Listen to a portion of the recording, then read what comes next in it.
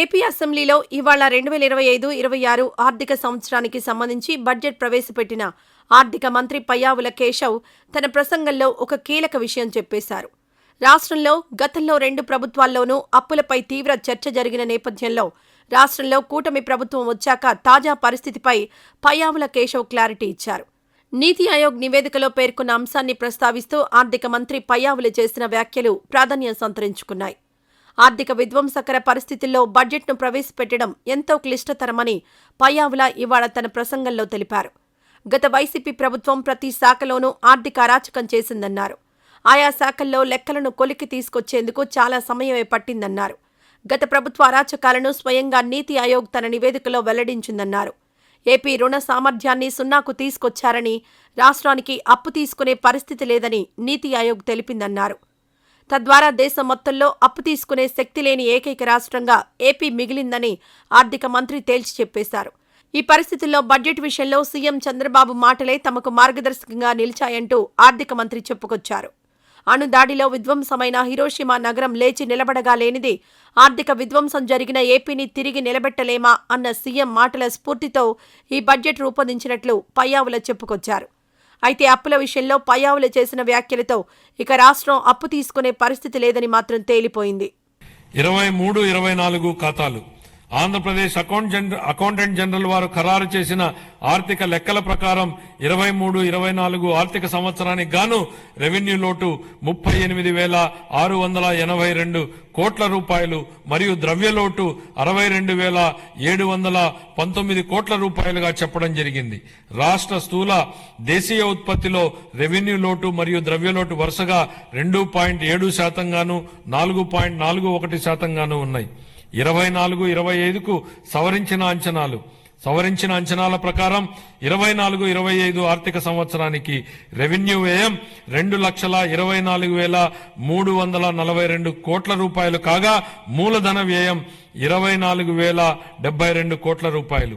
24-25 ఆర్థిక సంవత్సరంలో రెవెన్యూ లోటు దాదాపు 48,311 కోట్లు కాగా ఇదే కాలానికి ద్రవ్యలోటు దాదాపు 73,362 కోట్ల రూపాయలు. ఇవి రాష్ట్ర స్థూల దేశీయ ఉత్పత్తిలో వరుసగా 3.1% గాను మరియు 4.57% గాను ఉన్నాయి.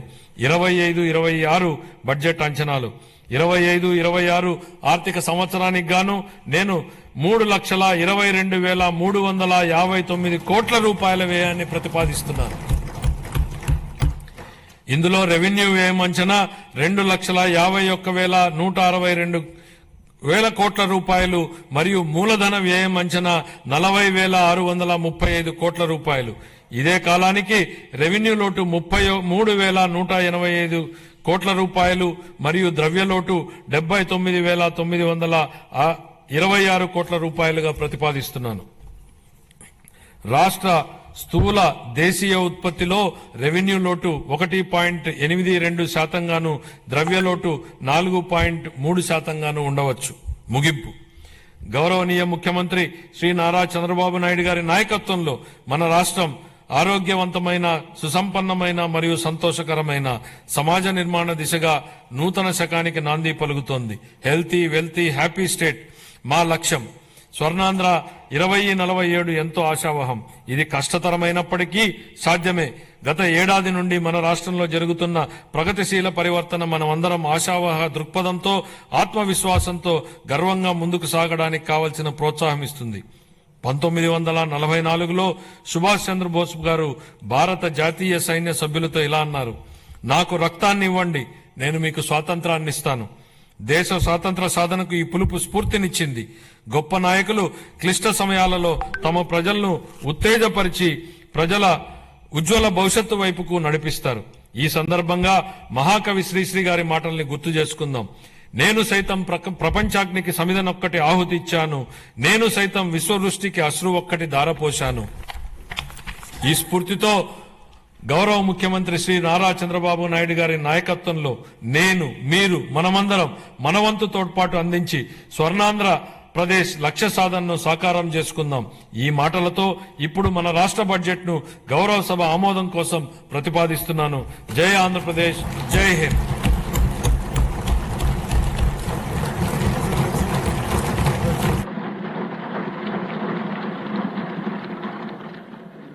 ఈ వీడియో నచ్చితే లైక్ చేయండి. అలాగే మా ఛానల్ ని ఫస్ట్ టైం కనుక చూస్తున్నట్టయితే ఇప్పుడే సబ్స్క్రైబ్ చేసుకుని పక్కనే ఉన్న గంట సింబల్ ని యాక్టివేట్ చేసుకోండి. అప్పుడే మేము పెట్టే ప్రతి వీడియో మీకు నోటిఫికేషన్ గా వస్తుంది. అలాగే ఈ వీడియో పూర్తిగా చూసినందుకు ధన్యవాదాలు.